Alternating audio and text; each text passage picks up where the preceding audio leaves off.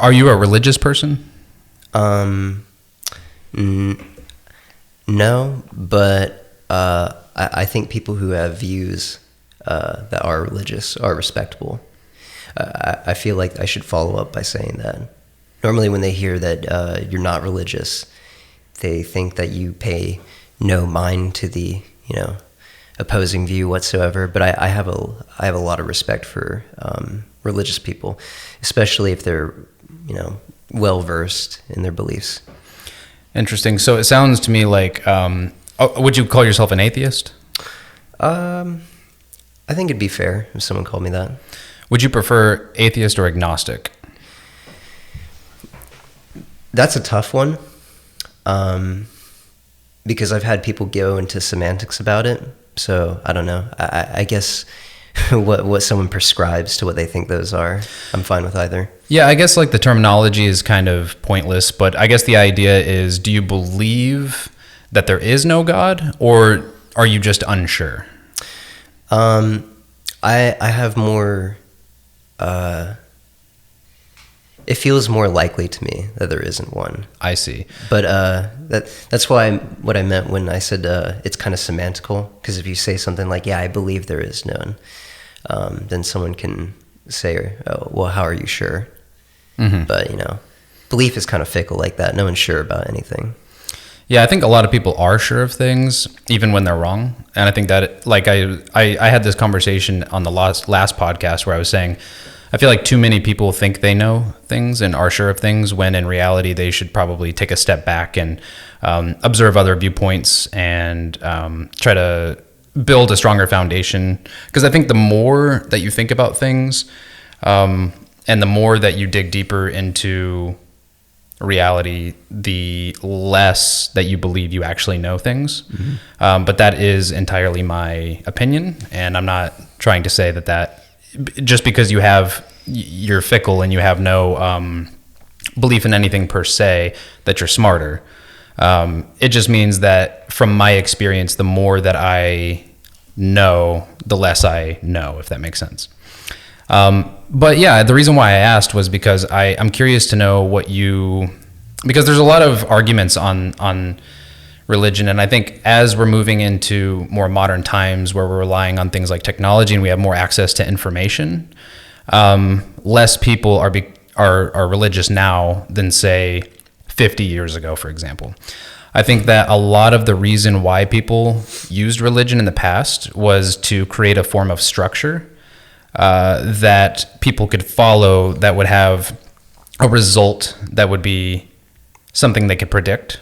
In other words, like, let's say you have a family and you raise them on the rules of the Christian religion in the United States. It's much more likely that they're going to have a certain set of morals and they're going to behave a certain way. Much more likely, not necessarily true. But it's a structure that you can kind of manipulate, if you will, how people act.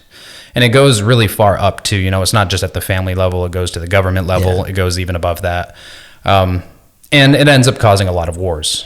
But if you strip all of that away, in essence, all that's left is like the idea of, where did we come from? And that's kind of what I'm more interested in. I'm not necessarily interested in talking about the politics of religion. More so, what is your philosophy on how we are here today? I do at least want to touch on a little bit of what you said. I've had a lot of conversations with a lot of different people on this. And one of them is a professor. He's very thoroughly well-versed in biblical writings and stories of all sorts. And one of the conversations that we like to commonly have is that religion was a very good moral foundation that happened. We don't know what could have been a different moral foundation, but it is the one that we got, and it did kind of culturally change history since that point in time when it became popular. And the reason why I want to start with that is how religion is now reflected today, especially with the advancement of technology and our understanding of, things around us. The big question of where we did come from will come into question very often, especially when our viewpoints are going to be broadened way beyond just our galaxy, our universe. Or if we happen to find out there's more than just one universe, it's going to always pop up, and it's going to get into the other aspects of religion too. I think it will be a tricky one because we are speaking of something that's beyond the observable. The idea does bring a type of assurance to whoever happens to hold those beliefs, and it does add on to the core of their moral philosophy.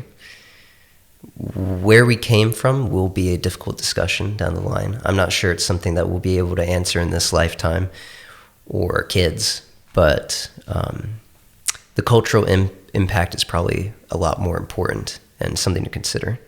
I see. Yeah, I think the reason why, I guess let me put it this way. Obviously, we'll never know. Well, maybe we will. I'm not going to say, it's completely out of the question, but it's very unlikely that within our lifetimes we're going to know the origins of reality. That's like the question, right? And so a lot of people are left to speculate. Yeah. And a lot of people have a lot of different viewpoints on this. Some think that the universe always existed, and that there, is an all-knowing being that created us. There are some people who believe the universe sprung into existence, and we are essentially the effect of that. And then there's a lot of other beliefs as well. But in the end, I'm sure you have some sort of intuitive feeling as to what is most likely, right? Yeah. And could you talk on that? I could speak in it probably best in a vague sense. Yeah, that works. Through all the examples that you gave, or while we're talking about the speculations, normally it's always like contributed to a force which made everything.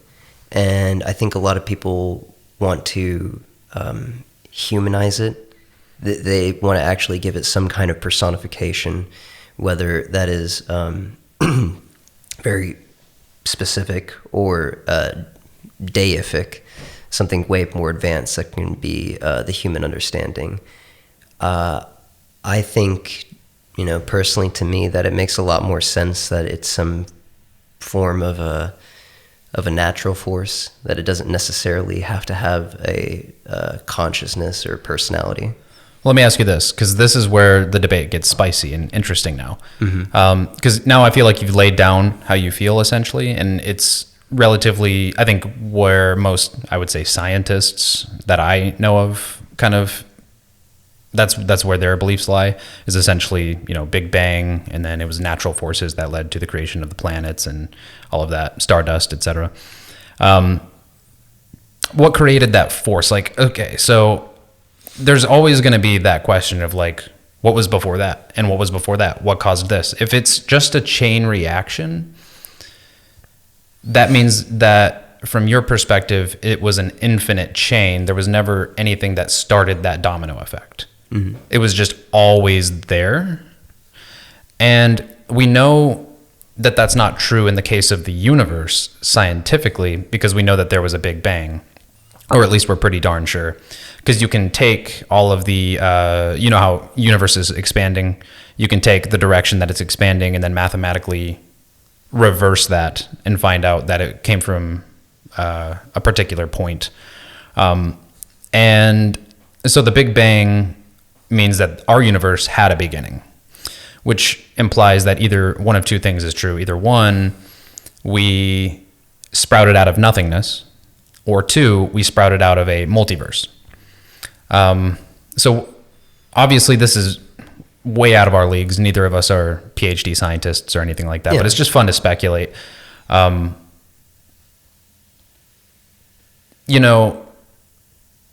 do you think? Do you think we sprouted out of absolute nothingness, or?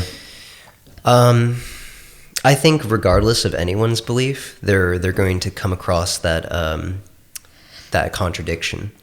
what was the first? Like who created God? Yeah, and then before that, like, okay, well, who was the who? And I think that's just our lack of understanding exactly the vast amount of nothingness. I think we have a very human understanding of nothing, and we don't even think of it as a force within itself. How it applies to the laws of polarity, what nothing even implies. Even metaphors that I've heard when they try to describe it like a blank piece of paper, that is still something. It is still paper, and it represents, even if it's absence is a concept. Right. I mean, the concept of void itself is really hard to wrap your head around. I've spent some time thinking about it in the past, just kind of mind experiments or thought experiments. Like, what exactly can you perceive nothingness? Obviously not, because perceiving something is not nothing, right?